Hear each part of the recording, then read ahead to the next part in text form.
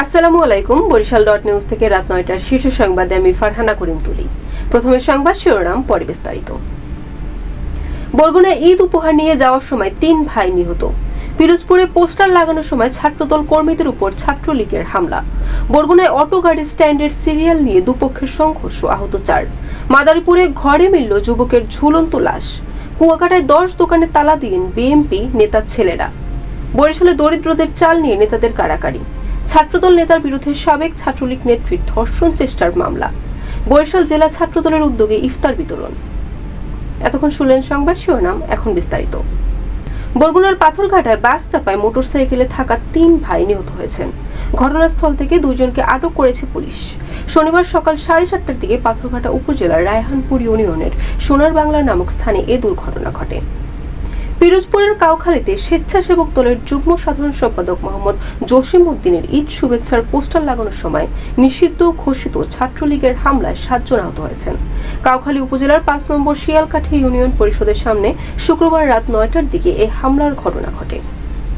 বরগুনার তালতলীতে ব্যাটারি চালিত অটো গাড়ি স্ট্যান্ডের সিরিয়াল নিয়ে দুপক্ষের সংঘর্ষে ৪ জন আহত হয়েছেন।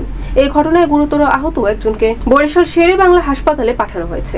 শুক্রবার রাতে তালতলী উপজেলার লাউপাড়া বাজারে এই ঘটনা ঘটে। মাদারীপুরের কালকিনিতে ওহিদুজ্জামান তুহিন সর্দার নামের এক যুবকের ঝুলন্ত লাশ উদ্ধার করেছে পুলিশ। শুক্রবার রাতে পৌর শহরের ঝাউতলা এলাকার বাড়ি থেকে ওই যুবকের লাশ উদ্ধার করা হয়।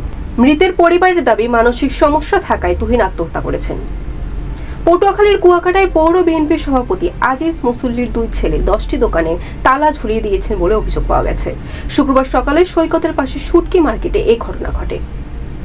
বরিশালের হিজলা উপজেলার ৬টি ইউনিয়ন পরিষদে ঈদ উল ফিতর উপলক্ষে দরিদ্রের মধ্যে মানবিক সহায়তা কর্মসূচির আওতায় চাল বরাদ্দ দিয়েছে সরকার। কিন্তু উপজেলা বিএনপি, জামায়াতে ইসলামী ও ইসলামী আন্দোলনের নেতারা সেই স্লিপের ভাগ চাচ্ছেন বলে অভিযোগ পাওয়া গেছে।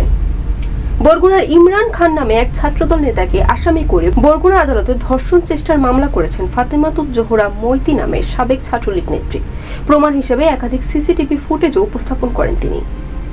বিএনপি চেয়ারপারসন বেগম খালেদা জিয়ার সুস্থতা কামনায় পথচারীদের মধ্যে বরিশাল জেলা ছাত্রদলের উদ্যোগে ইফতার বিতরণ করা হয়েছে।